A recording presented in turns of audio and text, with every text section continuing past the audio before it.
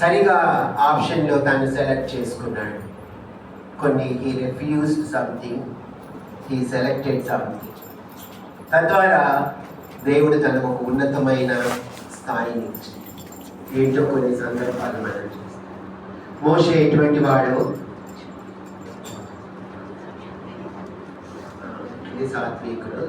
దాని గురించి అంటే చిన్నప్పటి నుండి దాని గురించి రాయబడిన మాట చూడండి. అపోస్తుల కార్యములు 7వ అధ్యాయంలో ఉంది.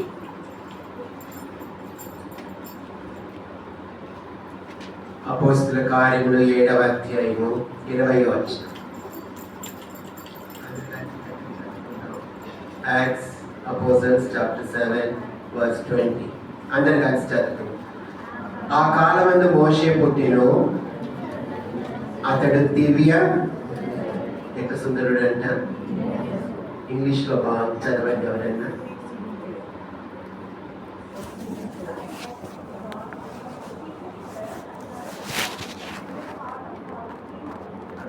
చదవండి. ఏ వర్షన్ అది? Indian version. కొంచెం మళ్ళీ చదవండి. దివ్య సుందరుడై, ఆ మాట ఏముంది? కనుక చాలా సుందరుడుగా తన జీవితంలో తాను రాయబడి, ఒకవేళ మనకు సుందరంగా ఉంటే ఇంకా తండ్రి మీద తిరిగిస్తాం. కాస్త ఉన్న శరీరానికి ఈ గ్యారెంటీ తోలికి మనం ఎక్కడెక్కడ దిగుతుంటాం. కనుక సుందరుడు. తర్వాత రెండవ మాట తన గురించి చెప్పబడిన రెండవ మాట ఏంటిదంటే 22. మోషే ఐగుప్తీయుల సకల విద్యలను అభ్యసించి మాటలు ఎందును కార్యముల ఎందును ప్రవీణుడు.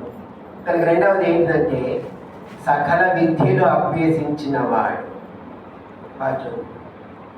అందాన్ని, తన సుందరము, తన అందము తనను మోసం చేయలేదు.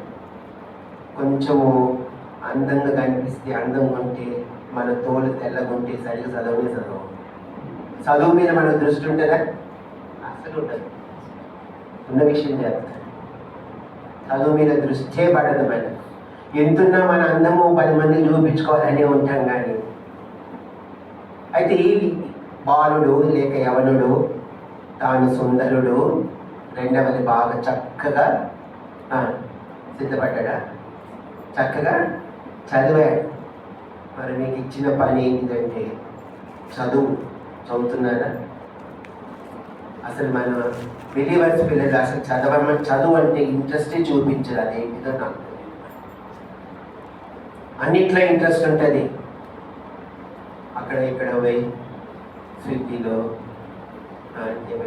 వాటిలో మాత్రం మంచి ఇంట్రెస్ట్ ఎక్కువ ఉంటుంది. ఇంకా డెలిషియస్ ఫుడ్ తినాలని అవి ఇవి కలిపి ఇవ్వరా, వానికి నేర్పిస్తాం. అక్కడ ఉన్న కుక్కులే నేర్పిస్తాం. అయితే దేవుని వాక్యము ప్రకారము దేవుడు మనకి ఇచ్చింది ఏంటిది? ఒకటే పని. We have to study hard. కష్టపడి మనము చదవాలి. అప్పుడు దేవుడు మనకు ప్రతిఫలం ఇస్తాడు. కనుక ఈ యవనుడు తన జీవితంలో సుందరుడు, సకల విద్యలు అభ్యసించిన వాడు, ప్రవీణత తాను సంపాదించుకున్నాడు. ఇటువంటి యవనుడు తన జీవితంలో తాను కోరుకున్నాడు కొన్ని, తాను తృణీకరించాడు కొన్ని. క్లుప్తంగా చూసి మనం ముగించుకుందాం. చూడండి, హెబ్రీయులకు రాసిన పత్రిక 11వ అధ్యాయంలో తన మొట్టమొదటి మాట ఏంటిదంటే 24వ అధ్యాయం, విశ్వాసమును బట్టి. ఆ మాట గమనించండి. మొదటిది తాను కోరుకుంది ఏంటిదంటే ఫరో కుమార్తె యొక్క కుమారుడును అనిపించుకొనుటకు తాను ఇష్టపడలే. అంటే లోకరీతిగా, లోక కుమారుడుగా, గొప్పవాడుగా అనిపించుకోవడానికి తాను ఇష్టపడలే. తాను కోరుకుంది ఏంటిదంటే వాట్ హీ సెలెక్టెడ్ అనేది ఏంటిదంటే విశ్వాస కుమారుడుగా తాను చేయబడుటకు తాను ఇష్టపడ్డాడు. దేవుడు తనకిచ్చిన సమయంలోనే తాను దేవునికి లోబడి తన హృదయాన్ని తాను అర్పించిన కుమారుడుగా ఉన్నాడు. విశ్వాసమును బట్టి 27లో కూడా ఉంది. విశ్వాసమును బట్టి అతడు అదృష్టుడైన వాణ్ణి చూచినట్లు కింద ఉంది. ఐగుప్తును విడిచిపోయేను. అంటే లోకరీతిగా తాను ఉన్నతమైన స్థాయిని తాను కోరుకోలేదు, కానీ దేవునితో ఆయన రక్తము చేత కడగబడి ఆయన బిడ్డలుగా స్వీకరించబడడానికి తాను ఏం చేశాడంటే అది కావాలి అని తాను సెలెక్ట్ చేసుకున్నాడు. విశ్వాసములోనికి నడిపించబడిన యవనుడు. ఇక్కడ యవనస్తులు ఉన్నారు. విశ్వాసంలోనికి నడిపించబడ్డావా? అంటే నీ హృదయము ప్రభువుకు తెరిచావా? ప్రభువుని నీ హృదయంలోనికి ఆహ్వానించిన అనుభవం నీ వెలుగుదువా? యేసయ్య నా పాపములు క్షమించు అని దేవుని వాక్యం ద్వారా ఒప్పించబడి కేక వేసిన అనుభవంలోనికి వచ్చావా? చిన్నప్పటి నుండి దేవుని యొక్క వాక్యం నేర్చుకుంటూ వచ్చాం మేము. అయితే యేసుక్రీస్తు ప్రభువారు నా హృదయంలోనికి వచ్చారన్న అనుభవంలోనికి నేను రాలేకపోయాను. మధ్యలో అన్ని పనులు చేసేవాడిని, అందరితో బాగా చక్కగా ఉండేవాడిని, అందరికీ ప్రైజ్ లార్డ్ చెప్పేవాళ్ళము. అందరూ రక్షించబడ్డావంటే అని చెప్పేవాడిని. ఎందుకంటే క్లాస్ తీసుకుంటారు కదా, పెరుగుతారు క్లాస్ అనేది. తప్పించుకోవడానికి రక్షించబడ్డావంటే తప్పించుకోవడానికి తిరుగుతూ వచ్చాను. అయితే ఎప్పుడైతే 83వ సంవత్సరంలో నా క్లాస్మేట్ చనిపోయాడు, నా పక్కన కూర్చున్న నా స్నేహితుడు రఘునాథ్ అని అబ్బాయి చనిపోయాడు. స్కూల్కి వచ్చాడు, బాగా ఆడుకున్నాం, సంతోషంగా ఇంటికి వెళ్ళిపోయాం. నెక్స్ట్ రోజు స్కూల్కి వచ్చే లోపల నోటీస్ బోర్డులో ఒక నోటీస్ రాయబడేది. ఏంటంటే పలానా సెక్షన్లో ఉన్న అబ్బాయి చనిపోయాడు. ఎవరా అబ్బాయి అని చూస్తే నా ప్రక్కన ఉన్న అబ్బాయి. అప్పుడు నాకు మరణ భీతి. నేను కూడా చచ్చిపోతాను, ఒకరోజు నేను కూడా చచ్చిపోయాను. బాగా ఆడుకున్నాం, ఇంటికి వెళ్ళిపోయాడు. రాత్రి ఇక్కడ నొప్పి వస్తుంది మమ్మీ అని అన్నాడు. అప్పుడు వాళ్ళ మమ్మీ పడుకోరా, నొప్పి లేదేం లేదు అన్నది. అంటే వాడు లేదు మమ్మీ, నొప్పి మమ్మీ నాకు అని అన్నాడు. అన్న తర్వాత మమ్మీ తిట్టి పండబెట్టి కాస్త టైం అయిపోయే లోపల వాడికి ఎక్కువ బ్రీదింగ్ ప్రాబ్లం అయ్యి హాస్పిటల్కి తీసుకెళ్ళే లోపలే చిన్న వయసులోనే వాడు చనిపోయాడు. వాడి మరణం అనేది నా జీవితంలో టర్నింగ్ పాయింట్ అయిపోయింది. కొన్ని రోజులు రాత్రులు నిద్రపోలేదు. నేను ఎక్కడ చచ్చిపోతానో బాబోయ్, ఆ మరణం నన్ను కూడా మిరింగి వేస్తుందేమో అని చాలా భయపడ్డాను. చివరికి ఒకరోజు మెల్లనైన స్వరంతో ప్రభు వాక్యానికి లోబడి నా జీవితాన్ని అర్పించిన సందర్భము నేను ఎరుగుతున్నాను. ఆ రాత్రి నా పడక దగ్గర నేను మోకరించి ప్రభు దగ్గర నా పాపములన్నీ, నా విధేయమైన కార్యాలన్నీ, నేను జీవించిన జీవితం అంతా ఒకరోజు నేను ఒప్పుకున్నప్పుడు ఆ రాత్రి గడియల్లో ప్రభు నాకు ఇచ్చిన సంతోషము ఎంత సంతోషము. ఒప్పుకున్నావా? రహస్య జీవితంలో ఇంకా ప్రభువుకు అయిష్టమైనటువంటి నీ జీవితంలో ఉన్నవేమో యవనుడా, అమ్మాయి జాగ్రత్త. రహస్య జీవితంలో ఇంకా ప్రభువుకు అయిష్టమైనది కలిగి ఉన్నావేమో, లేక అబ్బాయి ఉన్నాడేమో, లేక అమ్మాయి ఉందేమో, పాపపు జీవితానికి చోటిస్తున్నారేమో, జాగ్రత్త. వాటి ద్వారా దేవుని ఆశీర్వాదాలు పొందుకోలేదు. ఈ యవనుడు మోషే భక్తుడు తన జీవితంలో తాను కోరుకుంది మొదటిది విశ్వాసమును బట్టి, విశ్వాస కుమారుడుగా తాను చేయబడ్డాడు. తాను ధృవీకరించాడు. ఏంటిది? ఫరో కుమార్తె యొక్క కుమారుడును అనిపించుకున్నట్టుకు తాను ఇష్టపడదు. అది లోకరీతిగా జీవించాలా, విశ్వాసరీతిగా జీవించాలా, చాయిస్ ఇచ్చాడు ప్రభు. మీకు కూడా చాయిస్ ఉంది. లోకరీతిగా జీవించాలంటే లోకంలోనికి వెళ్ళచ్చు. విశ్వాస జీవితంలో జీవించడానికి దేవుడు అనేకమైన తరుణాలు ఇస్తున్నాడు. అయితే విశ్వాసంలోనికి వచ్చావా అని ప్రశ్న. రెండు చాయిస్ ఉంది నీకు. ఏ చాయిస్ సెలెక్ట్ చేసుకుంటున్నావో నాకు తెలియదు. కానీ ఇక్కడ మోషే తన జీవితంలో ఇది ధృవీకరించాడు. ఏది ధృవీకరించాడు చెప్పండి? ఫరో కుమార్తె యొక్క కుమారుడు అనిపించుకున్నట్టుకు తాను ఇష్టపడలే. అది ఎంత చక్కటి భాష రాయబడిందో మాట. తాను ఇష్టపడలే. తాను ఇష్టపడేది ఒకటే, భూలోక సంబంధమైన కుమారుడు నాకు వద్దు, నాకు కావాల్సింది తన ఇష్టమంతా ఏంటిదంటే విశ్వాస సంబంధమైన కుమారుడుగా చేయి. ఈ మధ్యాహ్న సమయంలో ఎవరి కుమారుడవో చూడు. లోక సంబంధమైన లేక ఐగుప్తు సంబంధమైన కుమారుడుగా పెంచుకున్నట్టుకు ఇష్టపడాలని కోరుకుంటున్నావా యవనులారా? లేక విశ్వాస సంబంధమైన కుమారుడుగా యేసుక్రీస్తు ప్రభువును హృదయంలో చేర్చుకొని ఆయన బిడ్డగా ఉండాలని ఇష్టపడాలని కోరుకుంటున్నావా? చాయిస్ ఇస్ యువర్స్ అంతే.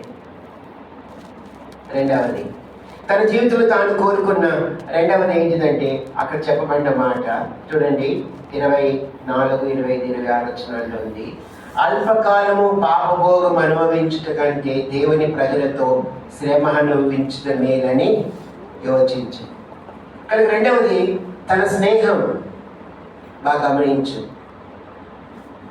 మొదటిది విశ్వాస కుమారుడుగా తాను సెలెక్ట్ చేసుకున్నాడు. విశ్వాసంలోనికి నడిపించబడిన తర్వాత ఆటోమేటిక్గా రెండవది తన స్నేహం అనేది అల్పకాల పాపభోగం అనుభవించు. లోక స్నేహము కంటే దేవుని బిడ్డల స్నేహం ఏది కావాలో తాను సెలెక్ట్ చేసుకున్నాడు. తన పర్సనల్ లైఫ్ ఇక్కడ ఉంది. వ్యక్తిగత జీవితం అనేది తాను ఎవరితో ఎన్నిక చేసుకున్నాడో బాగా గమనించండి. మన జీవితంలో అనేక సందర్భాలు రెండవది రక్షించబడిన తర్వాత ప్రభు ఇంటికి వస్తూ దేవుని ఇంట్లో పనిచేస్తూ అనేక సందర్భాల్లో మన స్నేహం ఎవరితో ఉంటుందంటే అన్య ప్రజలతో స్నేహం ఎక్కువ కలిగి ఉంటాం. చాలా తప్పది. ఇంగ్లీష్లో ఒక ప్రాబ్లం ఉంది, నీ స్నేహితుడు ఎవడో చెప్పు, నీ క్యారెక్టర్ అంతా నీ జీవితం అంతా నేను చెప్పేస్తాను. అనేక సందర్భాల్లో దుష్ట సాంగత్యము మంచి నడవడిని చెరుపును. అది మన స్నేహం ఎవరితో ఉన్నదో చాలా జాగ్రత్త. ఇక్కడ ఈ కుమారుడు విశ్వాస కుమారుడుగా చేయబడిన తర్వాత రెండవది తాను కోరుకుంది ఏంటంటే తన స్నేహం విషయంలో చాలా జాగ్రత్తగా ఉన్నాడు. అది స్నేహం ఉంది, లోకంలో స్నేహం ఉంది. అట్లాంటి లోకంలో మనం జీవించలేం కదా. ఎంత ఉండాలో అంతే ఉండాలా స్నేహంతో. జాగ్రత్త. అనేక సందర్భాలు వాళ్ళ స్నేహంలో మనం ఎక్కువగా అప్పుడప్పుడు కొన్ని మాటలు పిచ్చి పిచ్చి మాటలు మాట్లాడతాం. స్నేహితుడు అంటాడు, అంతేనారా, అంతేనా, అంతే, లేదు లేరా, నువ్వు నేను ఒకటే కదరా అని అండి వాళ్ళతో చాలా లీనమైపోయి ఉంటాం. కొన్ని సందర్భాల్లో వాళ్ళే కూడా కొన్ని నేర్చుకోవడానికి ముందుకు వస్తాం. చూడండి, ఇక్కడ కొంతమంది వారితో స్నేహం చేసి వారి పద్ధతులు కొన్ని నేర్చుకుంటూ వచ్చారు. చూడండి, కీర్తన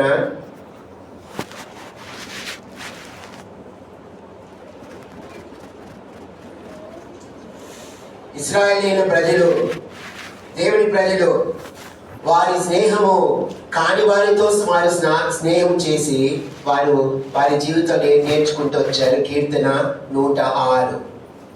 చూడండి, చదివచ్చిన వారు బైబిల్ ఉన్న వారు తెరవండి, అందరు కలిసి చదువుకుందాం. కీర్తన 106 35వ వచనం, 35 అందరు కలిసి చదువుకుందాం.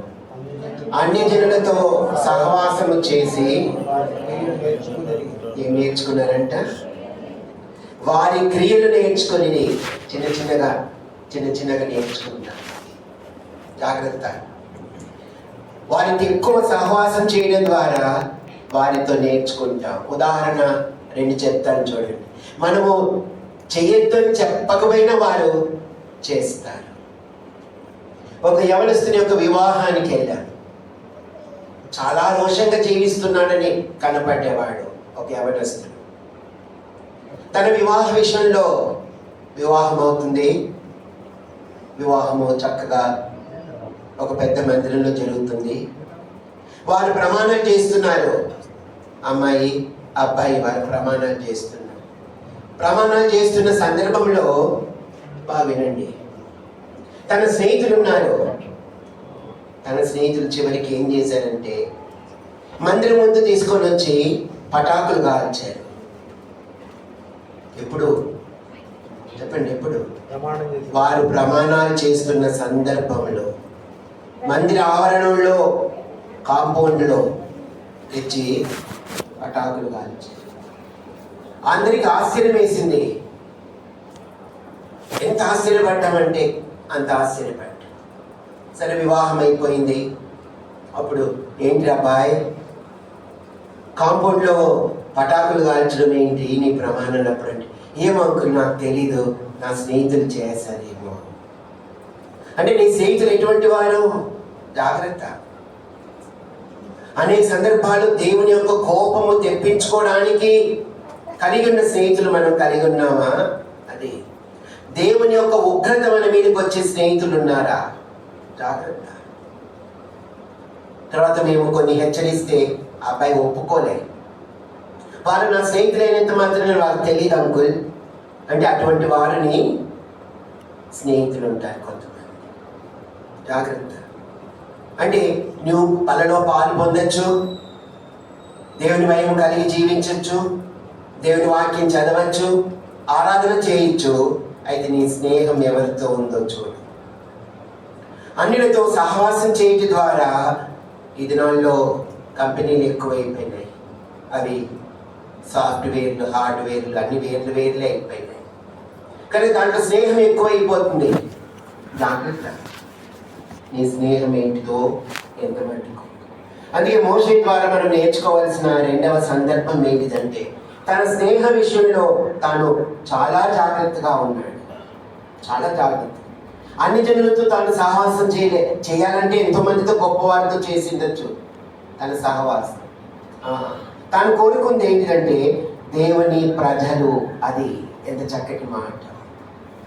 He wanted the God's people. తన సహవాసము, తన సమయము ఎవరితో కలిసి తాను జీవించాలనుకున్నాడంటే దేవుని ప్రజలతో. అది లోకంలో జీవించాలంటే సుఖంగా జీవించవచ్చు దేవుని ప్రజలతో, లోక స్నేహముతోటి తాను వెళ్ళిపోయి లోకంలో ఉండొచ్చు.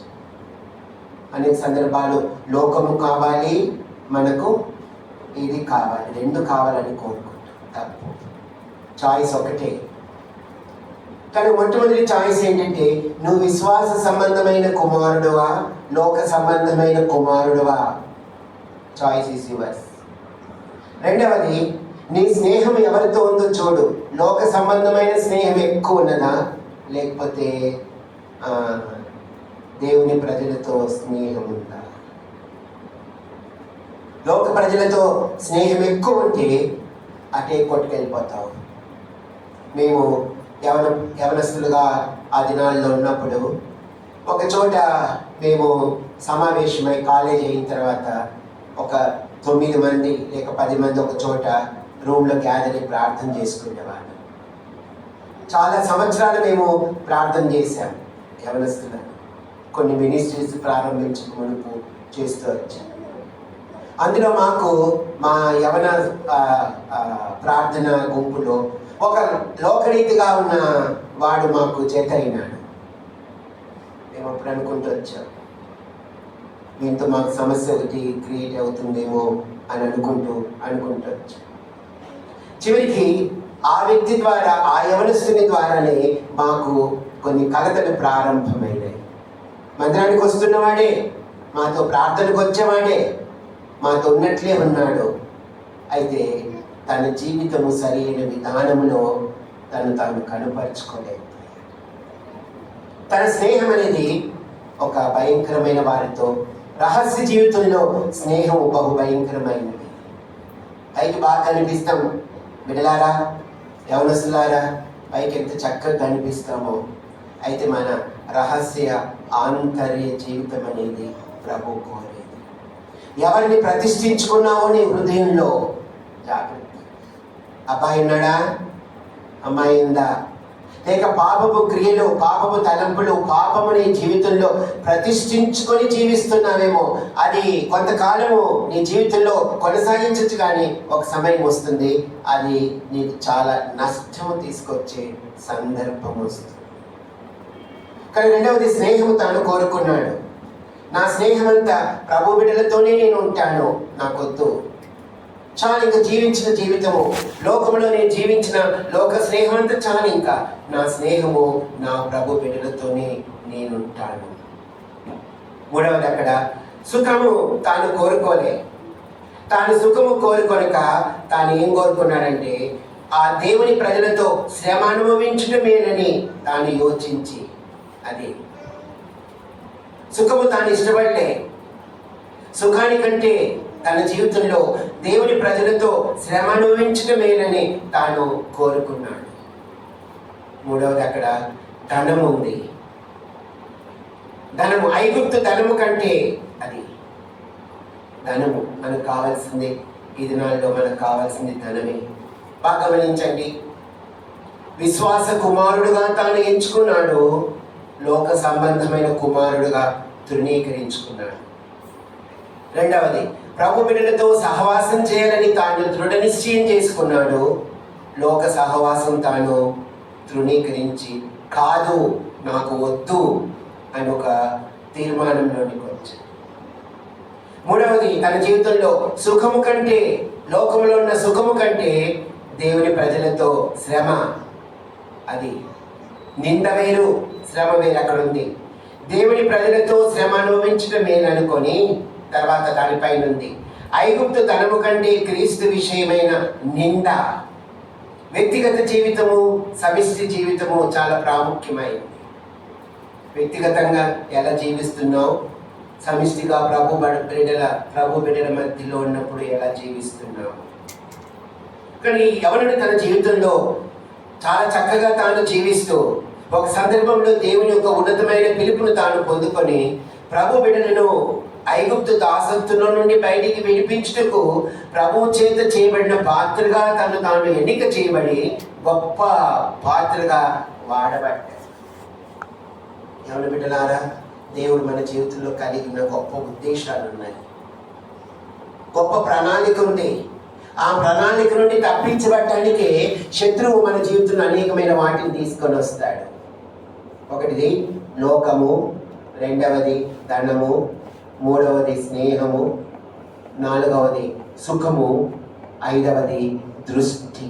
అది అయితే ఈ ఐదు పోగొట్టుకున్నాడు. నా వెనుక చెప్పండి, లోకము చెప్పాలి, లోక కుమారుడు. గట్టి చెప్పాలి.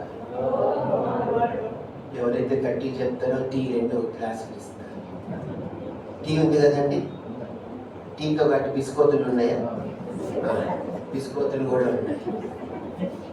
రెండో ఒకటో వస్తాయి. నాది ఇస్తాను మీకు. మనం చిన్నప్పుడు మేము సువార్త క్యాంపెయిన్కి వెళ్ళేవాళ్ళం. వెళ్తే మాకు అబ్రాహం అంకుల్ అని ఉండేవాడు. పాపం ఆయన 2వ తరగతి చదువుకున్నట్లు. ఆయన పెద్ద పోలీస్ అయ్యాడు. ఆయన సువార్త క్యాంపెయిన్ గురించి రిపోర్ట్ చెప్పాలి సంఘంలో. అప్పుడు ఆయన స్టేజ్ ఎక్కినప్పుడు పాపం పలకను కూడా వచ్చేది కాదు. బిస్కెట్స్ అనేవాడు కాదు, బిస్కోతులు అని. ఆయన పేరు చివరికి ఆయన పేరు బిస్కోతులే అని పెట్టినాం. చివరికి ఆయన అసలైన పేరు మర్చిపోయాం మేము చిన్నప్పుడు. మేము చాలా చిన్న వయసులో ఉంటుంది. ప్రభు దగ్గరికి వెళ్ళిపోయి చాలా రోషం కలిగిన వాడు సువార్త విషయాలు. ఆయన రిపోర్ట్ చెప్పినప్పుడల్లా మేము ఎప్పుడు నవ్వేవాళ్ళం, కానీ ఆయన చనిపోయినప్పుడు ఆ బిస్కోతుల యొక్క ప్రభావం ఏంటి అప్పుడు మేము చాలా బాధపడ్డాం. ఇక్కడ ఏంటంటే 5 సందర్భాలు తృణీకరించాడు. వద్దన్నాడు, కాదన్నాడు. తను ఎదుట పెట్టినప్పటికీ కూడా అబ్బే ఇవి వద్దండి నాకు అన్నాడు. ఎవరు చెప్పండి, ఎవరు? కానీ మొట్టమొదటిది లోక కుమారుడు. చెప్పండి గట్టిగా, లోక కుమారుడు వద్దన్నాడు. తాను ఏది ఎన్నిక చేసుకున్నాడు? విశ్వాస కుమారుడు. చెప్పండి గట్టిగా,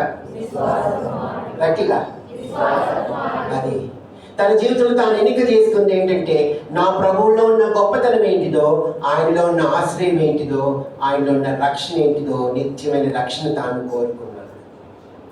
రెండవది లోక స్నేహము. చెప్పండి గట్టిగా, నాకు అంత తృప్తి లేదు, పంపించి నా కథ మీకు తెలియదు, నా కథ మీకు తెలియదు. మీరు నన్ను కొత్తగా కొంతమంది చూస్తున్నారు. కానీ రెండవది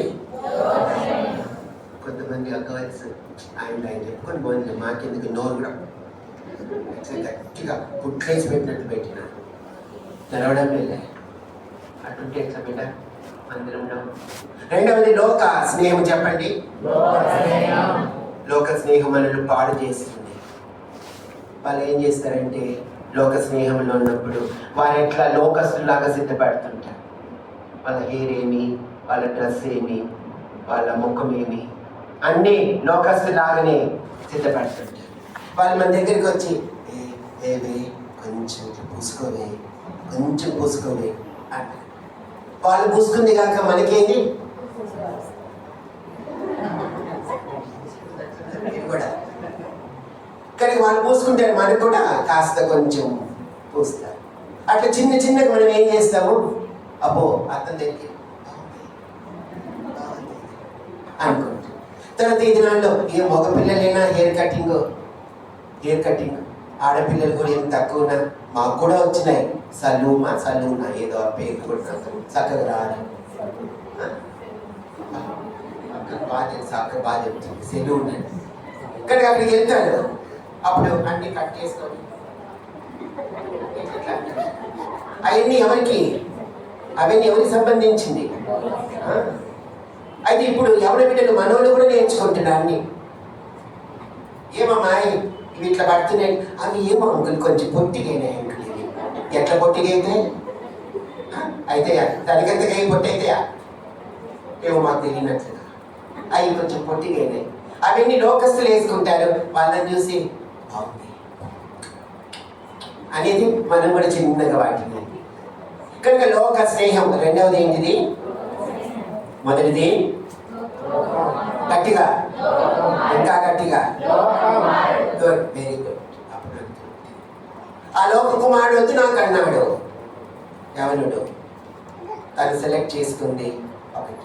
రెండవది ఏది వద్దన్నాడు? స్నేహం. బాయ్స్ జాగ్రత్త, మీ స్నేహం ఎవరితో ఉందో. అనేక సందర్భాలు చాలా మంది ఇంట్లో చేసిన కూరలు మనం ఎక్కువ తినము. ఇంట్లో ఎప్పుడు పప్పేనామా, ఇంకేం దొరకలేదా, ఆ క్యాలీఫ్లవర్ అని ఎప్పుడు అవే, ఎప్పుడు ఆలుగడ్డలు అవేనా, ఈ నీచమైనటివేనా, నాకు వదిలిపో అంటే బయటికి వెళ్ళిపోయి మాంసము హెచ్చుగా తిని వారితో స్నేహం చేస్తారు అని చూడండి మాట ఉంది సామెతలు. చూడండి ఆ మాట మనం చదువుతాం. అనేక సార్లు మన స్నేహం ఎవరితో ఉంటుందో, ఇంట్లో చేసినవి ఏమి నచ్చవు మనకి దినాల్లో. బాయ్సే కాదు, గర్ల్స్ కూడా. ఈ దినాలు ఈజీగా 2 నిమిషాల్లో మన ఇంటి పాదాల దగ్గరికి వచ్చింటాయి. ఏంటది? అదో అన్నీ బాగా తెలుసు మనకి. కానీ చూడండి ఆ మాట సామెతలు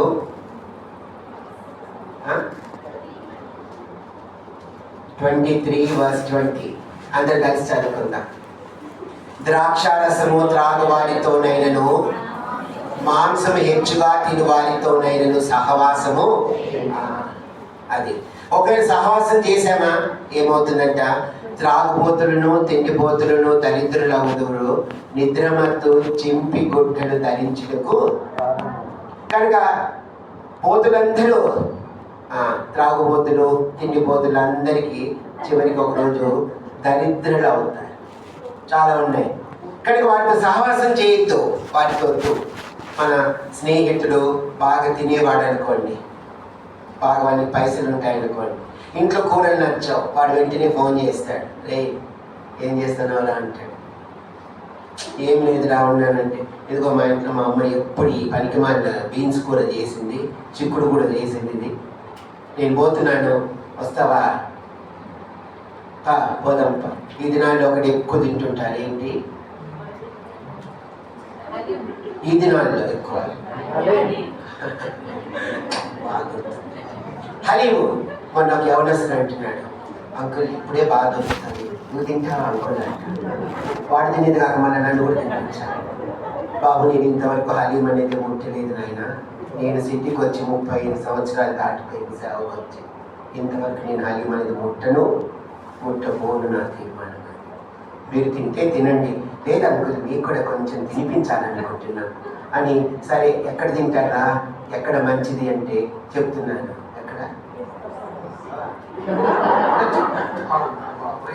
చాలా ఎవరితా వాళ్ళు చాలా బాగుపడి వాళ్ళు అదే మాట అన్నారండి, అక్కడే బాగా దొరుకుతుందండి. నేను అన్నాను ప్యారడైజ్ కదండి అంటే, కాదు అంకుల్ ప్యారడైజ్ కంటే పిస్తా సూపర్ అంటున్నాను, సూపర్ అంటున్నాను.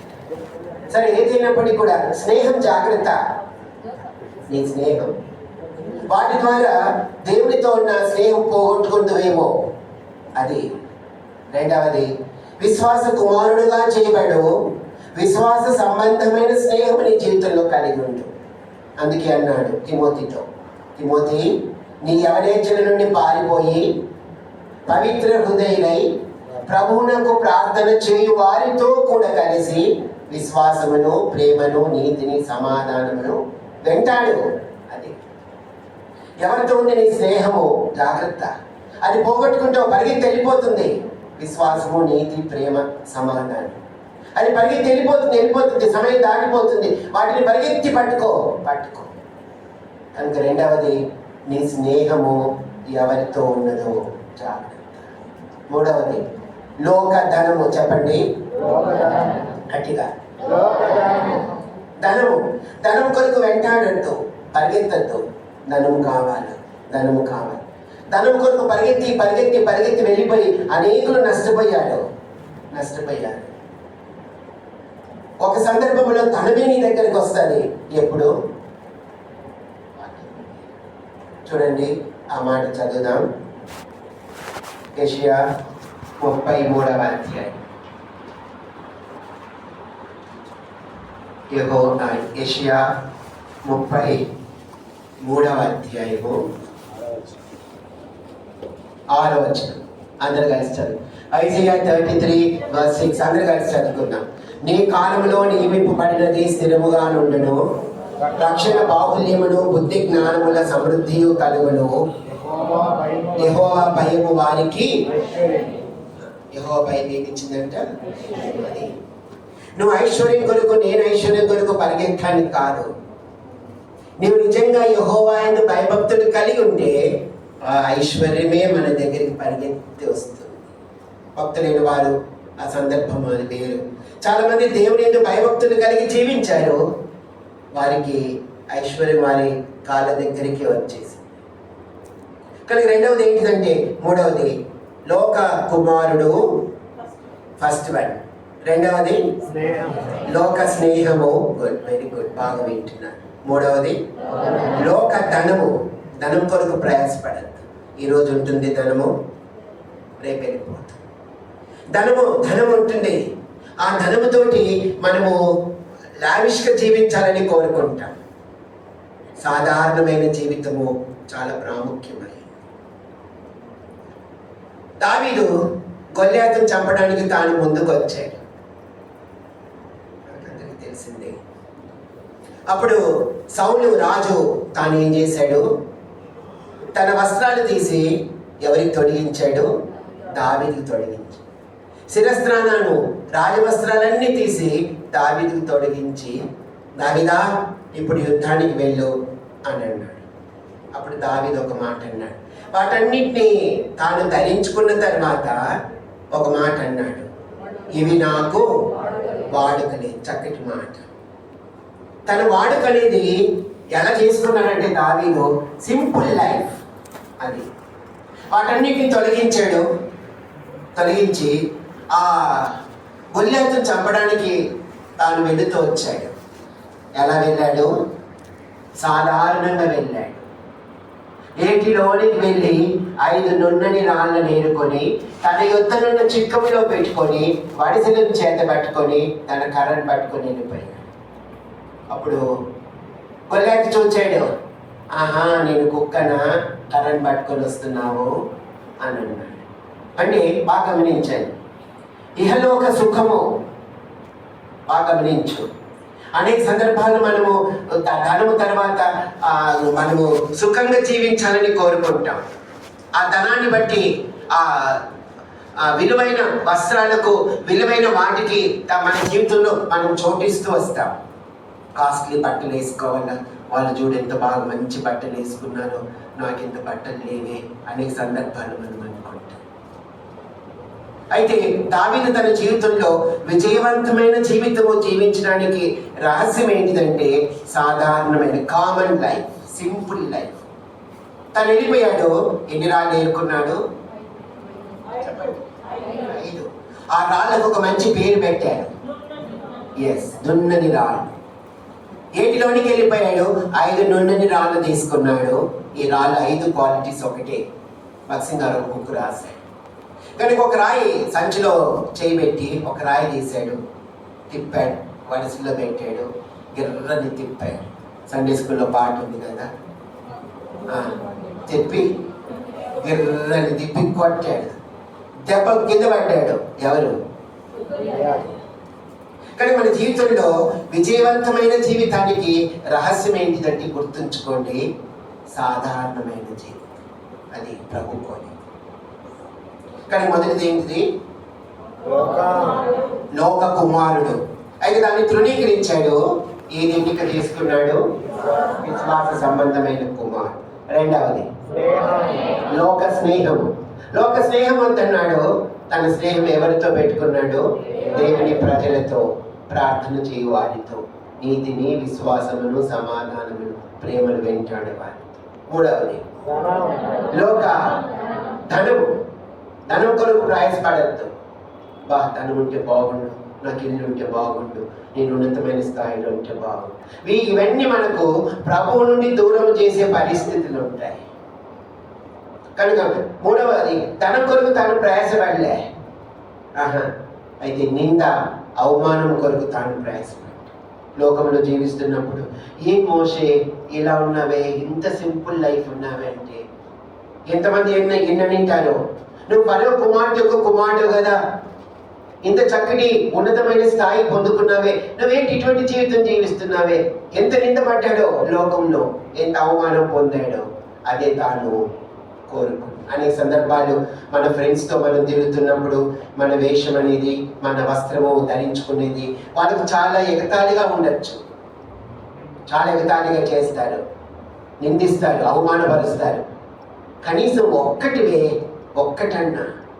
మొన్న ఒక అమ్మాయి చెప్తుంది, 24 ఇంటర్వ్యూస్కి వెళ్ళిందంట. 24, 28 చెప్పింది. ఎన్ని ఇంటర్వ్యూస్కి అటెండ్ అయినా సెలెక్ట్ కాలేదంట. ఆఖరిగా ఫోన్ చేసింది, అంకుల్ ఆఖరి ఇంటర్వ్యూకి వెళ్తున్నాను, దేవుడు నాకు ఇచ్చాడా? మీరే చెప్పేస్తున్నారు. ఇచ్చాడా లేకపోతే అంకుల్ చూడ అన్నాడు. నాకే పెద్ద డౌట్ పెట్టి పరీక్ష పెట్టేది. లేదులే బిడ్డ, ప్రభు ఇస్తాడంటే. మీరు అన్నీ అట్లా చెప్తారు అంకుల్, మీరు చెప్పేవే అన్నీ అట్లాంటివి, ఎదుర్కొండేది మేమేం కాదు అంకుల్.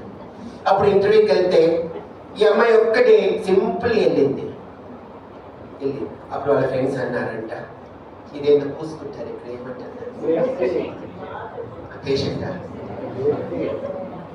అది అందరూ పూసుకొని వచ్చారు. అందరూ ఇక్కడే కదా పూసుకుని, నాకు అన్నం బాగా తెలిసినట్టు, అన్నం బాగా తెలిసినట్టు.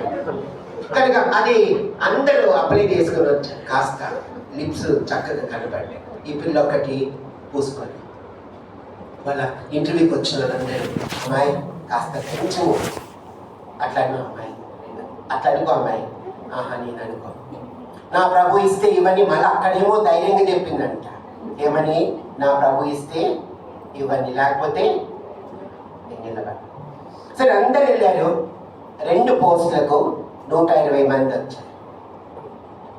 వస్తుందని అనుకోండి. సరే అందరి పిలిచారు, అన్ని సర్టిఫికేట్స్ అన్ని వెరిఫికేషన్ అయిపోయింది. ఆఖరిలో అందరినీ వెయిట్ చేయమన్నారు. వెయిట్ చేయమన్న తర్వాత ఫస్ట్ ఈ అమ్మాయిని పిలిచారు. 120 మందిని వెరిఫికేషన్ అయిపోయిన తర్వాత ఫస్ట్ అమ్మాయి జాయ్, తన పేరు జాయ్ అని పిలిచారు. పిలిస్తే జాయ్ని తృణీకరించారు. అప్పటికి నమ్మకం లేదు ఈ అమ్మాయికి. ఇంతమంది వచ్చారు కదా, ఇంత స్టైల్గా వచ్చారు, జీన్స్ ప్యాంట్లు వేసుకొని అవి ఇవి అన్నీ వేసుకొని వచ్చారు. సింపుల్గా వెళ్ళింది తన జీవితంలో. వెళ్ళిన తర్వాత అప్పుడు హైయర్ అథారిటీ ఆ బాస్ అక్కడ కూర్చోబెట్టి ఒక్క ప్రశ్న వేశాడంట. తన సబ్జెక్ట్ మీద ఎంతో సిద్ధపడి వెళ్ళింది. అయితే అడగలే, అమ్మాయి, డియర్ గర్ల్ లేక డియర్ బిడ్డ, నీకు వారికి ఉన్న తేడా ఏంటి అని ఒక్క ప్రశ్న వేశాడు. అందరూ అలా వచ్చారు ఇంటర్వ్యూ కంటే ఎంతెంతో వచ్చారు. సిద్ధపడి ఉన్నవి లేని ఉన్నట్టు పోసుకొని చేసుకొని ఎటనో వచ్చారు.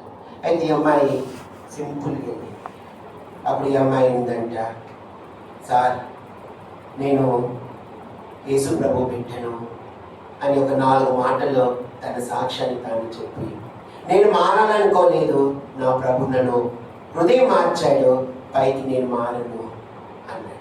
అన్న తర్వాత ఆఖరిలో అంట విని యువర్ సెలెక్ట్ అన్నాడు. అక్కడే ఏడ్చేసిందంట. ఏడ్చి బయటకు వచ్చి ఫోన్ చేసింది.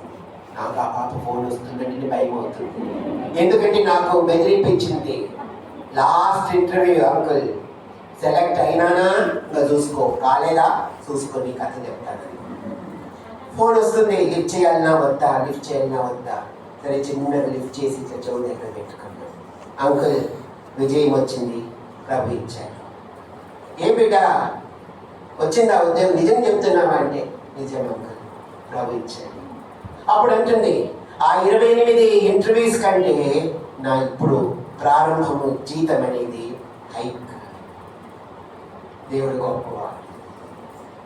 అనేక సందర్భాలు మన జీవితంలో ధనము, వాటికి వీటికి లోకంలో ప్రాముఖ్యత ఇస్తాం. దేవుడు నీకు ఏ స్థాయి ఇచ్చాడో ఆ స్థాయిలో కాపాడు విశ్వాసం. నీకు ఏది ఇచ్చాడా అంతటితో ఉండి తృప్తి చెందు. కాని వాటిని, లేని వాటిని కొరకు ప్రాకులాడి దేవుడు నీకు సిద్ధపరిచిన వాటిని పోగొట్టుకుందువేమో. మొదటిది నేను మర్చిపోతున్నా, మొదటిది లోక కుమారుడు, రెండవది లోక స్నేహమా, లోక కుమారుడు విశ్వాస సంబంధమైన కుమారుడు.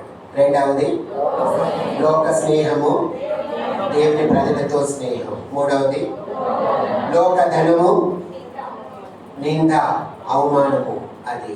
నాలుగవది లోక సుఖము, సుఖం కొరకు ప్రయాసపడద్దు, ప్రభు బిడ్డలతో శ్రమ అనుభవించు. సుఖాన్ని, నిద్రను ప్రేమించకు. సోమరి వాడవుగా ఉండకు. సోమరి వాడవుగా ఉంటే వ్యక్తి పనులు చేయాల్సి వస్తుంది, దరిద్రుడు అవుతావు. సోమరి వాడవుగా సుఖాన్ని ప్రేమించి దేవుడు నీకు ఇచ్చిన ఉన్నతమైన స్థాయిని పోగొట్టుకోవద్దు. సుఖము నిద్ర. కొంతమంది నిద్రని ఎక్కువ ప్రేమిస్తారు.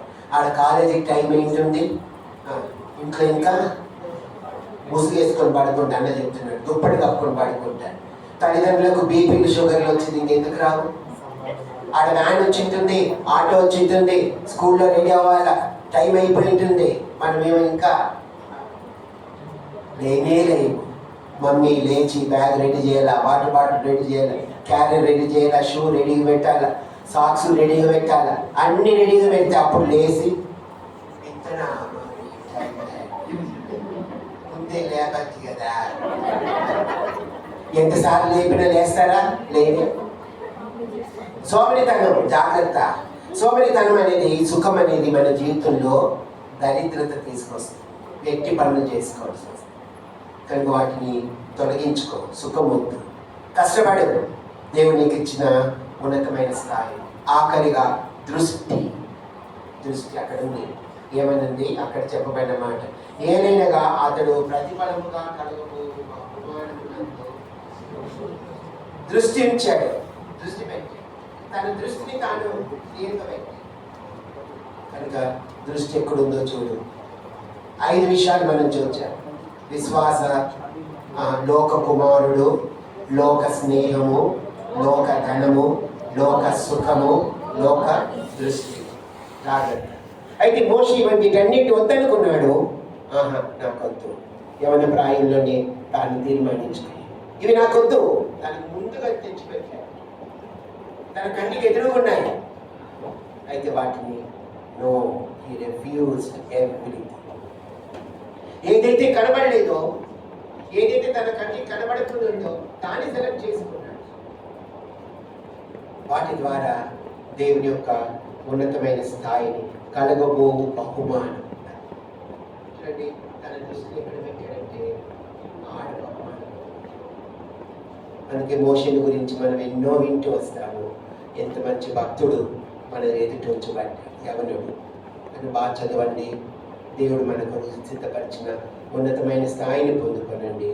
ఆ విశ్వాస సంబంధమైన కుమారుడుగా మన జీవితంలో చేయబడి నింద, ప్రభు బిడ్డలతో సహవాసము, కష్టపడటము, పరలోకం మీద దృష్టి పెట్టి ప్రభు కొరకు జీవించినట్లు ప్రభు మనకు సహాయము చేయునుగాక. ప్రార్థన.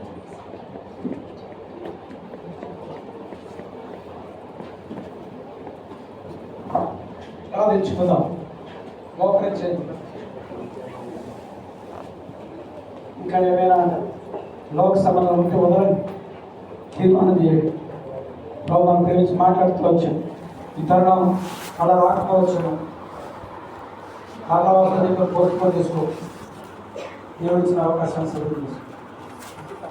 ప్రార్థించుకున్నాం. పశువుల లోక స్నేహం, లోక కుమారుడు, అలాగే తండ్రి లోక సంబంధం వాటిని చేయించిన మోసాలు మా ప్రభా బహుమానంగా కలగబోయే ఆ రాజ్యం కొరకే మా ప్రజలతో శ్రవణించడానికి నీ కొరకు సాక్షిగా జీవించడానికి ఏ విధంగా అయితే ప్రభావ ప్రవేశపడ్డాడు విధంగా మా ప్రజలకు జ్ఞాపకం చేసుకొని సంపూర్ణంగా సిద్ధపరిచి మీద కొరకు జ్ఞాపకం చేసుకొని ఇక్కడ చేరొచ్చిన వారు శత్రువులు ఇక్కడ ఎదగాకుండా మా ప్రభావ శత్రువులు చిక్కుపడకుండా ఒక చిక్కుపడి ఉంటే ఈ రోజైనా వారు విడిపించి ప్రజలు కూడా ఆశపడుతూ ఉంటే విడిపించి కనికరించి కాపాడు ఈ మహిమ కొరకు దీవించిన ఘనత మనకు ఆరోపిస్తూ రాష్ట్రం ద్వారా జ్ఞానించిన వాక్యం పెట్టి స్తోత్రం చేస్తూ ఉత్తరాల వాక్యం మీరు కలుపు చేయమని దృష్టించుకోమని మా హృదయాలను కలుపు చేయమని యేసుక్రీస్తును స్తుతించి ప్రార్థించి కీర్తించి పెట్టుకుంటున్నాం తండ్రి.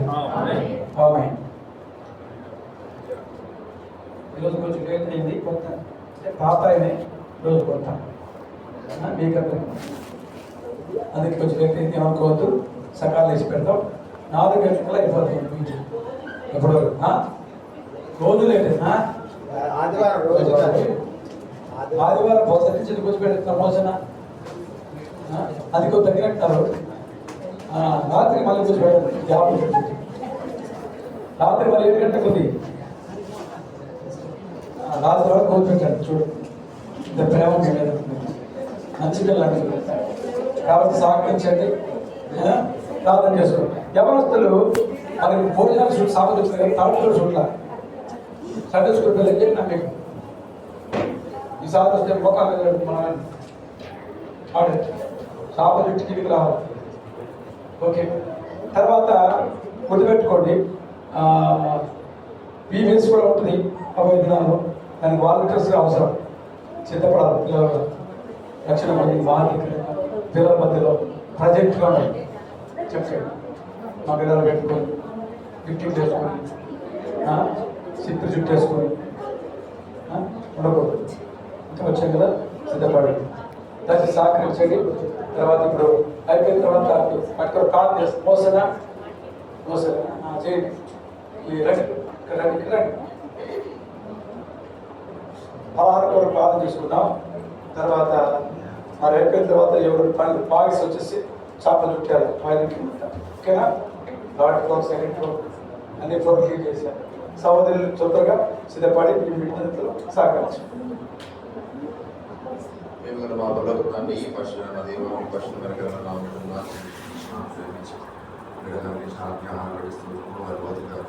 జనాలు సిద్ధపరిచిన ఆహారం దీవించిన ఆశ్రయించిన